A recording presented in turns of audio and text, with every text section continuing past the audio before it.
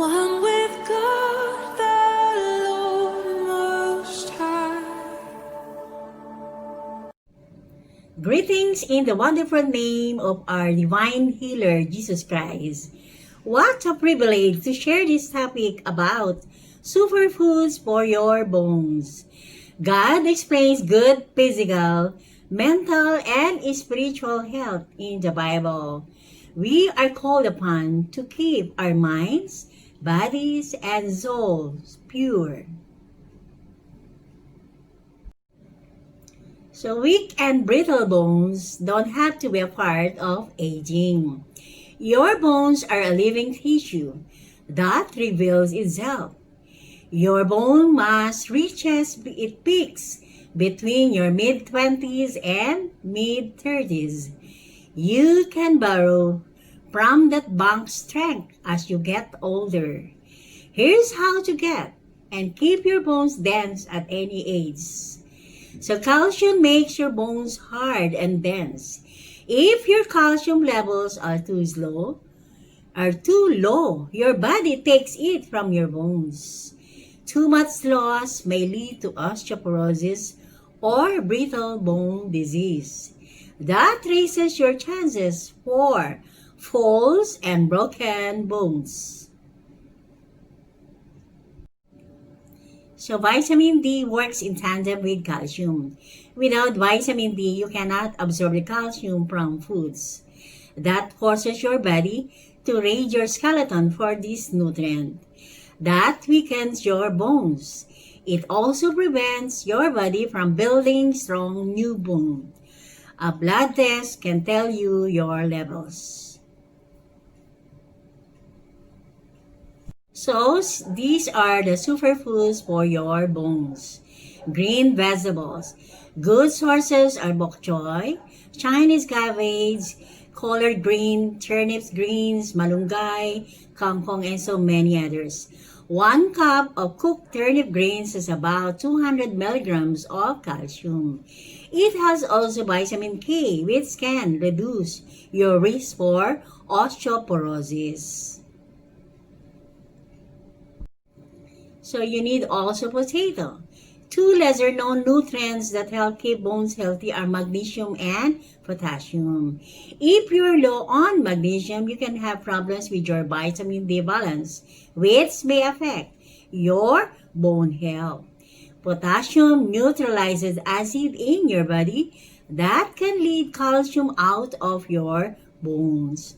One delicious way to get some of both of these nutrients is by eating a baked medium-sized sweet potato with no salt, which has 31 milligrams of magnesium and 542 milligrams of potassium. So you need also citrus fruits. It has vitamin Z, which has been shown to help prevent bone loss. 1 whole pink or red grapefruit has about 88 milligrams of vitamin Z, giving you the amount you need for the entire day. Examples are grapefruits, oranges, lemons, and so many others.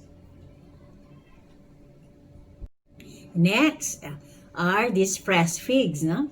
So 5 medium fresh figs have around 90 milligrams of calcium and other skeleton-saving nutrients like potassium and magnesium. Fresh figs are grown in California through the summer and fall, but you can find them dried all year. And dried ones are just as good. Half a cup of fried figs have 121 milligrams of calcium. So salmon and other types of fatty fish offer an array of bone-boosting nutrients. They contain vitamin D, which helps keep your body use calcium, and omega-3 fatty acids, which may also aid bones. 3 ounces has 187 milligrams of calcium. So, you may take also almonds. 30 grams of almonds has 111 milligrams of calcium. It contains potassium as well as protein and other nutrients that play a supportive role in building strong bones. Another, you may take dairy products. Milk, cheese contain calcium and vitamin D. For substitute, you can take soybeans, almonds, or coconuts. So, vegetarian proteins are also best. Tofu is a mainstay in Asian cooking, both for its versatility and the fact that it's a nutritional powerhouse. Half a cup of calcium-enriched tofu contains more than 860 milligrams of calcium. Tofu has other bone-building benefits too. Research suggests that isoflavones, which are plentiful in tofu, may make soy useful in warding off bone diseases in women after menopause. You may take also fortified orange juice. In fact, it has the same amount of bone-building calcium as dairy milk. Another are dried fruits, which are often ignored. These are prunes, dried plums, and so many others. Research has found that eating them every day, along with calcium and vitamin D, can help improve your bone density by slowing the breakdown of bone in your body. You have to select a smarter sweetener. Unlike refined sugar, molasses is a source of calcium. In just 1 tablespoon of this sweet syrup, you'll get 41 milligrams of calcium. You can do more than bake it. Try instead of honey to top your yogurt or oatmeal or mix into a smoothie. So you have to cut out added sugar. Your body does not need any added sugar from soft drinks, cookies, and other processed foods. Too much added sugar may hurt your bone health because it causes your body to flush out bone strengthening calcium and magnesium in your pee. Prevents your intestines from taking in enough calcium. It also displaces important nutrients from your diet. You have to limit alcohol. Heavy drinking can lead to more falls. It also makes your bone easier to break by interfering with bone growth cells called osteoblasts. Alcohol can interfere with how your body absorbs calcium. Too much salt in your diet is not good. You know, the more salt you eat, the more calcium your body gets rid of, which means it's not there to help your bones. Foods like breads, cheeses, chips, and cold cuts have some of the highest amounts of this salt.